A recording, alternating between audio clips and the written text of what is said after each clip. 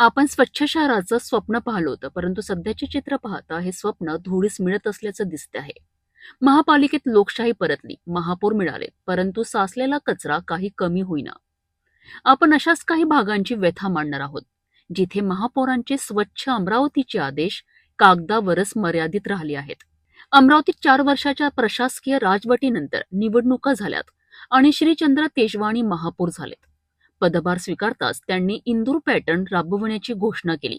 1 नंबरवर इंदोर येते स्वच्छतामध्ये. जसा इंदोर 1 नंबरवर आहे, मी अमरावती 1 नंबरवर घेऊन जायची पूर्ण कोशिश करेल.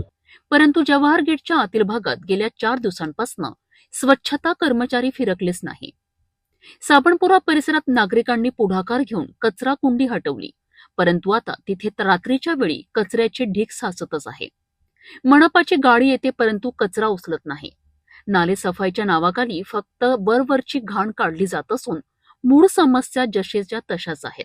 केवळ आदेश देऊन काम होणार नाही, तर महापौरांना आता थेट मैदानात उतरून अधिकाऱ्यांकडनं हिशोब घ्यावा लागेल.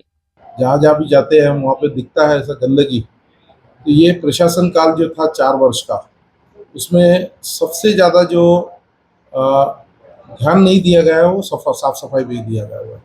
मैं प्रशासन को गलत नहीं बोलूँगा, यहाँ पे जो अधिकारी वर्ग है, क्योंकि उन्होंने पैसे तो उतने बांटे ही है जो पहले बांटते थे, आज भी उतने ही बांटे हैं, पर उनको देने के बाद में और इन्होंने कोशिश भी की है, पर शायद मेरे को लग रहा है कि नीचे के तबके ने या ठेकेदार ने उतना उसको दिमाग पे या दिल पे लेके काम नहीं किया है.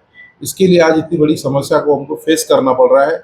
मेरे नज़र में जितना भी आज पार्टी लेवल पे या नगर सेवकों को नुकसान हुआ है, सबसे बड़ा मुद्दा वो है. तो मैं सभी नगर सेवकों से भी विनती करने वाला हूँ, जो आप नए नगर सेवक चुन के आए हो और जिन आप उनसे सीखिए, जो नए पुराने नगर सेवकों का नुकसान हुआ है, उनकी जगह आप आए हो, आप जनता को पहले ध्यान दो. और जनता का विषय एक ही है, और मैं साथ साथ में जनता से भी विनती करूँगा कि आपके सहयोग के बगैर सफाई होने वाली नहीं है.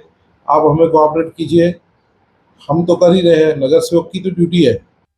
स्वच्छता ही केवळ घोषणा नसावी, तर ती कृती असावी.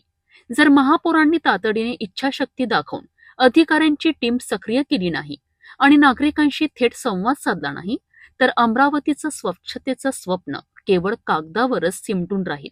पाहुयात प्रशासन यावर आता तरी जागे होते का.